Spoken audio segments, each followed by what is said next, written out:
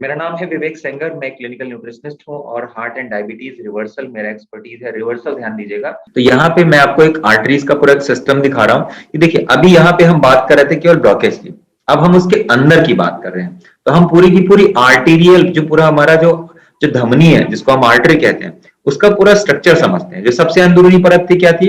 Endothelial cell. ठीक है, उसके नीचे क्या था? इंटिमा, फिर मीडिया, फिर एडवेंटिशिया। ये मैंने पहले ही आपको बताया।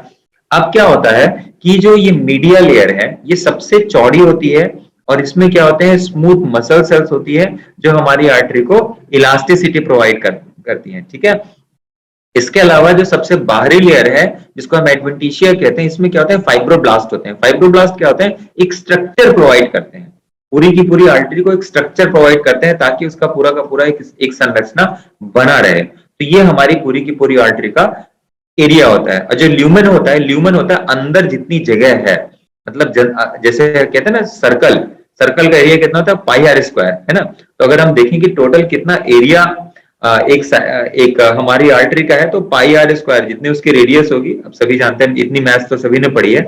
तो क्या होता है कि अंदर जितना एरिया होता है उतना खून को वो आर्टरी सप्लाई करती है। तो ये एरिया कभी कांस्टेंट नहीं होता, याद रखिएगा। ये घट रहा है, बढ़ रहा है। आर्टरी हमारी ऐसी है, ऐसे ऐसे ऐसे ऐसे ऐसे ऐसे। तो कोई पूछे किस टाइम पे कितनी है, पता नहीं कितनी है। हम किसी टाइम पे ये प्रेडिक्ट नहीं कर सकते किस टाइम पे इतनी होगी, डिपेंड करता है। जैसे कहते हैं ना कि हाँ मेरे को बीच में एक बार चेस्ट पेन हो गया था। क्यों भाई? चेस्ट पेन हो सकता है भाई, टेंशन बहुत रही होगी, 2-4 दिन से कोई ऐसी खराब समाचार सुनने को मिला होगा। तो क्या होगा? उसकी वजह से सारी की सारी नसें क्या होती है? सिकुड़ जाती है, उसमें कंट्रैक्शन हो जाता है। तो उस बीच में किसी को पेन आना होना स्वाभाविक है, क्योंकि को हो सकता है कोई छोटा मोटा ब्लॉकेज हो, लेकिन आर्टरी सिकुड़ने की वजह से क्या होगा? वो ब्लॉकेज क्या हो जाएगा? और बढ़ जाएगा। तो ऐसा जरूरी नहीं है। तो जरूरी है कि ये जो आर्टरी है ना, ये रिलैक्स अच्छे से करे, अच्छे से डायलेटेड रहे, चौड़ी रहे, दबे। अपनी इलास्टिसिटी प्रॉपर्टी तो उसके बिना तो काम ही नहीं हो सकता, लेकिन वो सिकुड़ ना जाए, है ना। सिकुड़ने के पीछे रीजन क्या होता है? Stress hormone. सब आगे कवर करेंगे, ठीक है, क्विकली। अब यहाँ पे हम बात करते हैं, अब हम ब्लॉकेज की बात कर रहे थे। तो ब्लॉकेज का अभी तक तो आपने सुना होगा, ब्लॉकेज हो गई, ब्लॉकेज हो गई, ब्लॉकेज हो गई। अब हम ब्लॉकेज की रिवर्स इंजीनियरिंग करते हैं कि भाई ब्लॉकेज अगर हो गई, जैसे ये देख रहे हैं ना, कोरोनरी ब्लॉकेजेस आर बिल्ट, अब तो बन गए, लेकिन रिवर्स इंजन में ये पता करें क्यों बने, इसकी वजह क्या थी। तो आप देखेंगे कि आपको याद है मैंने क्या बताया था कि अंदरूनी परत कमजोर हो गई। अंदरूनी परत कमजोर हो गई तो क्या हो गया? वो कमजोर होने की वजह से क्या हो गया? उसमें क्या हो गया? इंजुरी आ गई, उसमें डैमेज आ गया। डैमेज आने की वजह से क्या हो गया? जब उसका रिपेयरिंग शुरू हुआ, जब उसका प्रोटेक्शन शुरू हुआ, तो प्रोटेक्शन की प्रोसेस में क्या हो गया? एक ब्लॉकेज बन गया। तो ब्लॉकेज बनना किसकी वजह से था? हमारा जो इम्यूनिटी सिस्टम है उसकी पूरा प्रोटेक्शन मैकेनिज्म, उसकी सुरक्षा करने के कारण वो ब्लॉकेज बना है, ना कि हमारे खून में कोलेस्ट्रॉल या ट्राइग्लिसराइड होने की वजह से वो ब्लॉकेज बना हुआ है। ठीक है, अब प्रोटेक्शन फेज में तो बना ही ब्लॉकेज, लेकिन प्रोटेक्शन क्यों करनी पड़ी? क्योंकि हमारी आर्टरी में डैमेज हो गया था। अब डैमेज क्यों हुआ था? क्योंकि उसकी जो अंदरूनी सतह थी उसकी सही समय पे मरम्मत नहीं हो पाई, या तो हमारी जो अंदरूनी सतह है हमारी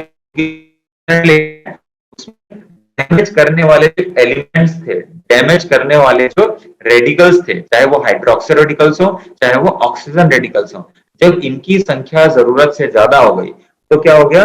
उस अंदरूनी परत पे क्या हो गया? ऑक्सीडेशन हो गया। ऑक्सीडेशन क्या होता है? ऑक्सीजन की प्रेजेंस में चीजों का जल जाना या डैमेज हो जाना कहलाता है ऑक्सीडेशन। तो जब यही चीज हमारी कहाँ होती है? हमारी ब्लड वेसल्स के अंदरूनी परत में, तो क्या होती है? ये इनर लेयर क्या होने लगती है? डैमेज होने लगती है। ठीक है, अब हम इसकी रिवर्स इंजीनियरिंग करते हैं तो हम ये देखेंगे कि आखिरकार ये जो इनर लेयर है इसमें फ्री रेडिकल्स क्यों बन गए। क्यों? क्योंकि हमारे बॉडी में इस ऑक्सीडेशन को रोकने वाले जो एंटीऑक्सीडेंट एलिमेंट्स थे, जो एंटीऑक्सीडेंट्स जो हमको खाने से मिलता है, प्लस जो हमको कुदरत ने दिया हुआ है, जो हमको खाने से नहीं मिलता, केवल और केवल हम अपने इमोशन से जनरेट कर सकते हैं या कि लाइट से। तो जरूरी नहीं कि हमारा जो खा रहे हैं वही केवल हमारे बॉडी में एंटीऑक्सीडेंट दे सकता है। जैसे जो हमको खाने से मिलता है उससे 10 टाइम्स ज्यादा पावरफुल एंटीऑक्सीडेंट होता है, विटामिन ई से 10 गुना ज्यादा। वो कौन सा होता है? मेलाटोनिन हार्मोन, जो हमारे बॉडी में हमारे ब्लड स्ट्रीम में भी रिलीज होता है, ठीक है। और ब्लड स्ट्रीम के अलावा क्या होता है, हमारे सेल के माइटोकॉन्ड्रिया में भी वो रिलीज होता है, लेकिन उसको रिलीज करने के लिए क्या चाहिए होता है, उसको रिलीज करने के लिए चाहिए होती है सनलाइट। जब हम बहुत ज्यादा दिन में लाइट के एक्सपोजर में होते हैं तो हमारी जो रेटिना के पीछे की जो फोटोसिंथेटिक गैंग्रीन सेल्स हैं वो जाकर के हमारे बॉडी के हर एक सेल में लगभग 40 ट्रिलियन सेल्स में जितने भी माइटोकॉन्ड्रिया हैं उसको स्टिमुलेट करती है, और स्टिमुलेट करने की वजह से क्या होता है, मेलाटोनिन निकलता है जो विटामिन ई से लगभग 10 गुना ज्यादा पावरफुल होता है, और वो हमारे बॉडी में डैमेज को रोक देता है। तो अभी बहुत लोग सोचते होंगे ना कि अरे सनलाइट से क्या होगा, सनलाइट से क्या होगा। कुछ लोग बोलते हैं कि हाँ जी सनलाइट से आपका बॉडी में कोलेस्ट्रॉल जो है वो विटामिन D3 में कन्वर्ट हो जाएगा। अरे वो तो होगा ही, वो तो एक काम है। हमें पता नहीं कि सनलाइट अकेले सन में इतनी पावर है कि कुदरत का बनाया हुआ जो सिस्टम है, सब हम आगे कवर करेंगे, बट मैं आपको ब्रीफ में बता रहा हूं कि अगर ये चीजें नहीं हुई तो आपके बॉडी का रिपेयर कौन करेगा। तो हमारे अंदर ब्लॉकेज बनना केवल एक, ये भी अब ये कितना बड़ा रीजन है आप अंदाजा लगा सकते हैं। More than 50% responsible factor is that you are not taking the right amount of sunlight which is absolutely available free of cost and nobody is asking money for that, and वो purest form में है।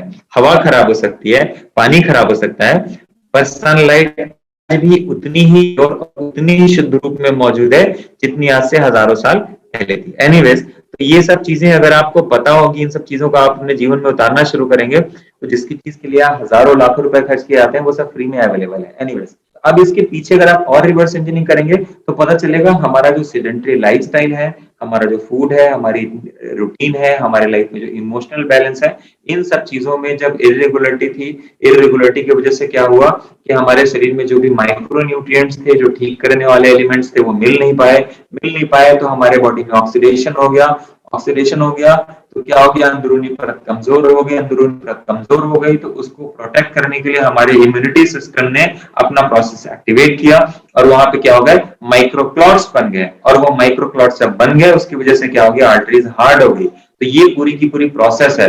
मैं ये इसलिए बता रहा था ताकि आप रूट लेवल तक जब तक नहीं पहुंचेंगे तो प्रॉब्लम शुरू कहां से हुई, प्रॉब्लम शुरू वहीं से हुई जहां की हम छोटी छोटी पता नहीं था कि हमारा न्यूट्रिशन क्या होना चाहिए, फूड क्या होना चाहिए, हमारे रूटीन में क्या गलतियां हो रही हैं, ठीक है, और हमारा इमोशनल बैलेंस कैसे ठीक नहीं है। तो जब इन चीजों को ठीक करेंगे तो ब्लॉकेज की जो बनने की प्रक्रिया है वो अपने आप वहीं पर रुक जाएगी, ठीक है। उसके लिए भी आप सोचे कि मैं फैट खाना छोड़ दूंगा, कोलेस्ट्रॉल खाना छोड़ दूंगा। इनफैक्ट आपके बॉडी में जब टूट फूट होगी तो आप चाहो या नहीं चाहो, आपके शरीर में जब ऑक्सीडेशन हो रहा होगा, कोलेस्ट्रॉल बॉडी अपने आप बना रही होगी, क्योंकि कोलेस्ट्रॉल हमारा शरीर बनाता ही इसलिए है। अगर शरीर में अंदर डैमेज है, अंदर टूट फूट हुई है, अंदर नुकसान हुआ है, तो अपने आप कोलेस्ट्रॉल आपकी बॉडी बना रही है, जरूरत से बहुत ज्यादा बना रही है। उसकी कोई बाहरी वजह नहीं है, क्योंकि उसका काम है, उस कोलेस्ट्रॉल का काम है उस टूट फूट की मरम्मत करना, उसको प्रोटेक्ट करना। क्योंकि अगर मरम्मत नहीं होगी तो वहां पे पहले से ज्यादा और ज्यादा नुकसान हो जाएगा और ज्यादा टूट फूट हो जाएगी। इसलिए हमारे लिए क्या जरूरी है, हमारे लिए जरूरी यह है कि अगर कहीं पे टूट फूट हो रही है तो उसको नेचुरल तरीके से हम ठीक कर लें। अगर नेचुरल तरीके से ठीक कर लेंगे तो क्या होगा, बॉडी कोलेस्ट्रॉल अपने आप ही बनाना बंद कर देगी। तो कोलेस्ट्रॉल अगर बॉडी बना रही है तो शरीर को मरम्मत करने के लिए बनाई, क्योंकि उस वक्त पे, उस टाइम पे आपके शरीर को उसकी जरूरत है, ठीक है।